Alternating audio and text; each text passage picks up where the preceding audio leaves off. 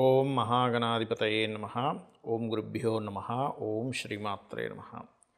పరమేశ్వర స్వరూపమైనటువంటి జ్యోతిష, వాస్తు మరియు ఇతర అనేకమైనటువంటి శాస్త్రములను మనకు అందించినటువంటి మహర్షులకి నమస్కారం. హయగ్రీవ హయగ్రీవ హయగ్రీవేతి యోపధేత్తస్య నిస్సరతే వాణి జనుకన్యా ప్రవాహవత్. అరుణాం కరుణాతరంగితాక్షీం ధృతపాశాంకుశపుష్పబాణచాపాం అనిమాదిభిరావృతాం మయూకైః అహమిత్యేవ విభావయే భవానీం. శ్రీమాత్రే నమః. ప్రేక్షకులకి ఆ లలితాంబిక అమ్మవారి యొక్క అనుగ్రహం పరిపూర్ణంగా కలగాలని మనస్ఫూర్తిగా కోరుకుంటూ మనం ఈరోజు చెప్పుకోబోయేటువంటి అంశము ఏప్రిల్ 1వ తేదీ నుంచి 15వ తేదీ వరకు ఉన్నటువంటి పక్ష ఫలితములు. ఈ యొక్క ఫలితాలు ఏ రకంగా వాటి యొక్క గ్రహాలు పూర్తిగా మనకి ఈ యొక్క పక్షంలో 12వ స్థానం న్యాచురల్ 12th హౌస్ అయినటువంటి మీనరాశిలో రవి, బుధ, శుక్ర, రాహు, శని కలిసి ఉన్నారు. 14వ తేదీ నుంచి దాదాపుగా మనకి రవి మారిపోతాడు. ఇక మనం 1వ తేదీ నుంచి 15వ తేదీ వరకు చెప్పుకుంటున్నాం కాబట్టి ఇక గురువు వృషభంలోని, కుజుడు మిథున రాశిలోని, కేతువేమో కన్యా రాశిలో ఉన్నాడు. అయితే ఈ మిథున రాశిలో ఉన్నటువంటి కుజుడు 3వ తేదీ నుంచి కర్కాటకంలోకి మారుతున్నాడు. అదేవిధంగా మనకి వక్రగతిలో ఉన్నటువంటి శుక్రబుధులు 13కి శుక్రుడు వక్రగతి త్యాగము, 8వ తేదీకి బుధుడు వక్రత్యాగం జరుగుతుంది.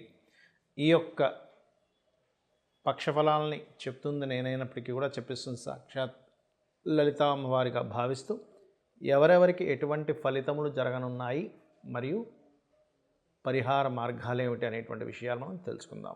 మకర లగ్నము, మకర రాశి, మకరం వారికి కనుక చూసుకున్నట్లయితే ఈ గ్రహాలన్నీ కూడా 3వ స్థానంలో సంచరిస్తున్నాయి. మీకు దీనివల్ల ఉన్న ప్రదేశం నుంచి మారడము అనేటువంటి చాలా స్పష్టంగా గోచరిస్తుంది. అదేవిధంగా 3వ తేదీ నుంచి 7వ స్థానంలో కుజుడి యొక్క సంచారం మూలంగా మీరు 3వ తేదీ నుంచి దాదాపుగా అక్కడ ఒక 2 నెలల పాటు ఉంటాడు. కాకపోతే ఈ పక్షంలో కొన్ని తేదీల్లో మరలా కుజుడు మంచి ఫలితాలు కూడా ఇస్తాడు. ఎప్పుడు అంటే 1వ తేదీ, అదేవిధంగా 6, 7, 13, 14, 15వ తేదీ మధ్యాహ్న సమయంలో ఈ కుజుడు నీచబడినప్పటికీ మంచి ఫలితాలు ఇస్తాడు. మంచి ఫలితాలు ఇచ్చినప్పుడు ఏదైతే మనం 7వ స్థానంలో కుజుడు ఉన్నప్పుడు వివాహ నిర్ణయాలు, చతుర్థాధిపతి అవుతాడు కాబట్టి భూ లావాదేవీల విషయంలో జాగ్రత్తగా ఉండమని చెప్తాము. ఈ కుజుడు నీచభంగ రాజయోగం జరిగినప్పుడు ఆ యొక్క విషయాల్లో బాగుంటుంది కూడా. 3లో అధిక గ్రహాలు ఉన్నందుకు కొన్ని కొత్త అగ్రిమెంట్లు ఇట్లాంటివి కూడా జరుగుతాయి. కాకపోతే ఈ మకరం వారికి ఉద్యోగ మార్పులు, కొన్ని కంపెనీస్ కావచ్చు, కొన్ని ఫ్యాక్టరీస్ కావచ్చు, కొన్ని వ్యాపార సంస్థలు కావచ్చు, తీసేసేయడము ఇటువంటివి, అంటే మార్పు చెందించడము, తీయడము ఇట్లాంటివి గోచరిస్తున్నాయి బలంగా.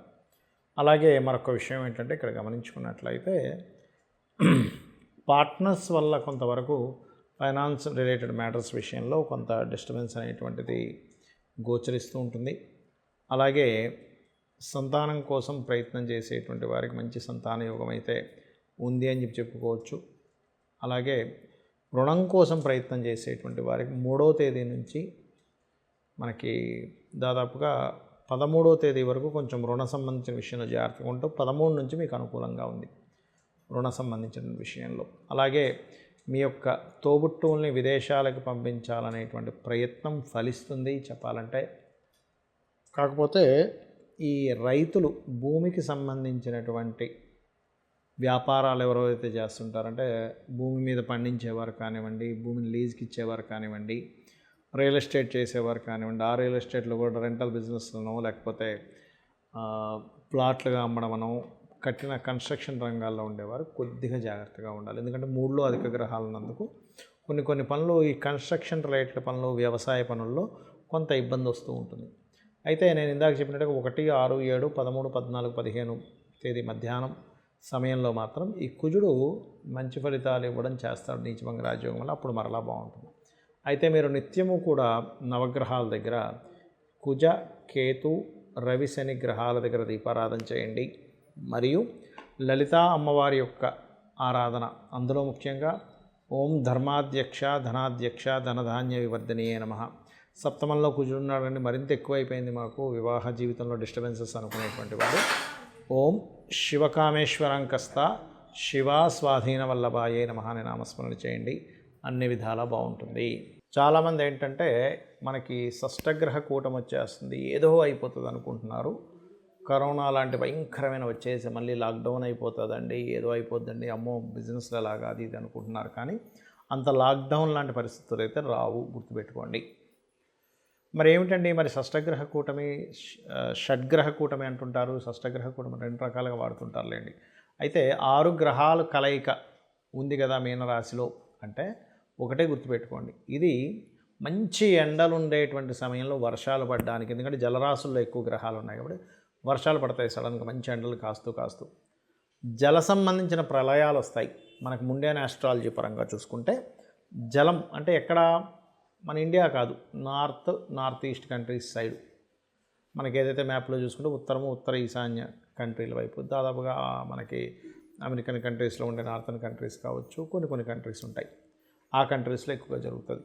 అలాగే మరొక విషయం ఏంటంటే జలంలో ఇప్పుడు నేవీ పర్సన్స్ ఉంటారు, నేవీలో ఉండేటువంటి వారికి కుజుడు నీచం పడుతున్నాడు కాబట్టి అక్కడ ఉండేటువంటి రక్షణా దళాల్లో ఉండేటువంటి వారికి ఇబ్బందిని ఇస్తుంది, గుర్తుపెట్టుకోండి. అలాగే సహజంగా కూడా ఇప్పుడు చూడండి, కొంతమంది యువకులు జల సంబంధించిన వాటి జోలికి అక్కడికి వెళ్ళి అక్కడ కొంత ఆహ్లాదకరమైనటువంటి ప్రదేశాలు ఉన్నాయి కదా అని వెళ్తున్నప్పుడు ఒక్కోసారి సడన్గా వాటర్ వదలడం ఇట్లాంటివి జరిగి జల ప్రమాదాలు, జల ప్రళయాలు అటువంటి విషయాల్లో చాలా జాగ్రత్తగా ఉండాలి ముఖ్యంగా. అదేవిధంగా మరొక విషయం ఏంటంటే ఇక్కడ గమనించినట్లయితే ఈ గ్రహకూటమి షేర్ మార్కెట్, నేను ఆల్రెడీ ఫిబ్రవరి నుంచి చెప్తూ వస్తున్నా ఏమండి, మార్చ్ వస్తుంది, మార్చిలో ఆల్రెడీ మనకి బుధుడు నీచబడి మీనంలో తిరుగుతున్నాడు, షేర్ మార్కెట్ భయంకరమైన ఫ్లక్చువేషన్కి గురవుతుంది, విదేశాల్లో అది కూడా ప్రత్యేకంగా, ఎందుకంటే రాహుతో కలిసి ఉన్నటువంటి నీచబడ్డ బుధుడు అనేటువంటిది. మీకు అటువంటి సిచ్యువేషన్స్ ఆల్రెడీ మార్చిలో చూసుంటారు. కాకపోతే నేను అనేది ఏంటంటే ఇక్కడ షేర్ మార్కెట్ విషయంలో ఈ శుక్రుడు బుధుడు ఇద్దరు వక్రత్యాగం అవుతారు. అంటే మనకి మార్చ్ 13వ తేదీ తర్వాత నుంచి షేర్ మార్కెట్లో ఒక మంచి ఇది కూడా కనబడుతుంది. ఇప్పుడు ఏదైతే మీకు డౌన్ఫాల్ అనేటువంటిది కనబడుతూ ఉంటుందో మనకి మార్చి మాసంలో, ఏప్రిల్ 13 తర్వాత నుంచి సడన్ రైజ్ కూడా కనబడుతుంది షేర్ మార్కెట్ రిలేటెడ్ సంబంధించిన విషయం. అంటే సడన్ అప్ సడన్ డౌన్స్ అనేటువంటివి ఈ షడ్గ్రహ కూటమి, ఈ 6 గ్రహాలు ఉన్నటువంటి గ్రహస్థితి ఇస్తుంది. అయితే ఇక్కడ మరొక విషయం ఏంటంటే గమనించుకున్నట్లయితే ఎవరైనా సరే ఇప్పుడు నాకు జాతకం లేదండి, మరి ఈ గ్రహస్థితి ఏం చేస్తుందో ఏంటో అని భయపడుతూ ఉంటారు. ఏమీ భయపడాల్సిన పని లేదు, అంత ఇబ్బంది ఏమీ లేదు. కాకపోతే అధిక గ్రహాలు ఒక రాశిలో ఉన్నందుకు మీకు ఆ రాశి మీద కొంత ప్రభావం ఉంటుంది. అంటే దానికి సంబంధించిన ఖర్చులు కానివ్వండి, మనం ఒక్కొక్క రాశికి చెప్పుకున్నాం కదా ఆ రకంగా. అదేవిధంగా దీని యొక్క ప్రభావం మన మీద అసలు పూర్తిగా ఉండకూడదు, ఏ జల ప్రదేశాలకు వెళ్ళినప్పుడు మనకి ఇబ్బంది కలగకూడదు అని అనుకుంటే కనుక కాస్త శివునికి అభిషేకము లేదా మీ ఇష్టదైవ ప్రార్థన చేసుకొని ఇంటి నుంచి బయటికి బయలుదేరడము, కాస్త జల సంబంధించిన వాటికి కాస్త దూరంగా ఉండడము మంచిది అనేటువంటిది చాలా స్పష్టంగా గోచరిస్తుంది. అలాగే మరొక విషయం ఏంటంటే గోవులకి క్యారెట్స్ మరియు గ్రాసము తినిపించడం అనేటువంటిది మంచిది ఈ గ్రహస్థితి వల్ల. అదేవిధంగా గోధుమ రవ్వ, బెల్లము ఇటువంటి పదార్థాలు కూడా గోవుకు తినిపిస్తే మంచిది. బెల్లము గోధుమ రవ్వతో చేసిన పదార్థాన్ని ఏదైనా ఆలయంలో ప్రసాదంగా ఇచ్చే 10 మందికి పంచితే కూడా దీని ప్రభావం తక్కువగా ఉంటుంది. ఎందుకంటే రవి, రాహు, శని ఈ 3 గ్రహాలు ప్రధానంగా కలయిక అంత మంచిది కాదు, అది కూడా జలరాశుల్లో. అంటే ప్రకృతి వైపరీత్యాలు, ప్రకృతిలో సడన్గా ఈ జల సంబంధమైనవి ఎక్కువ ఇవ్వడానికి ఛాన్సెస్ ఎక్కువగా ఉంటుంది. అయితే ఇక్కడ కాదు, కొన్ని సుడిగుండాలు లాంటివి రావడం జలాల్లో, ఎందుకంటే జలరాశిలో అధిక గ్రహాలు పడ్డాయి కాబట్టి. ఇది మనం ఆల్రెడీ 1 మంత్ బ్యాక్ నుంచే చెప్పుకుంటున్నాము. కాకపోతే ఈ యొక్క విషయాల్లో కొంత జాగ్రత్తగా ఉండండి. ఎందుకంటే మనం ఈ పక్ష ఫలితాల్లో 1 నుంచి 15వ తేదీ వరకు చెప్పుకుంటున్నాం కాబట్టి ఇక్కడ ఎక్కువగా ఈ గ్రహస్థితి అనేటువంటిది ఉంటుంది. 14వ తేదీ వరకు పంచగ్రహ కూటమి, 6 గ్రహాలు కలిసిన ఒకరోజే 6 గ్రహాలు కలుస్తాయి, మిగిలినంతా 5 గ్రహాలు కలిసి ఉంటాయి జలరాశుల్లో. కాబట్టి అందరూ కూడా లలితా సహస్రనామాల యొక్క శ్రవణము లేదా పఠనం చేసుకోవడం మంచిది. దాని ద్వారా అమ్మవారి అనుగ్రహం కలుగుతుంది. మీ అందరికీ అమ్మవారి అనుగ్రహం కలగాలని మనస్ఫూర్తిగా మరోసారి కోరుకుంటూ శ్రీమాత్రే నమః.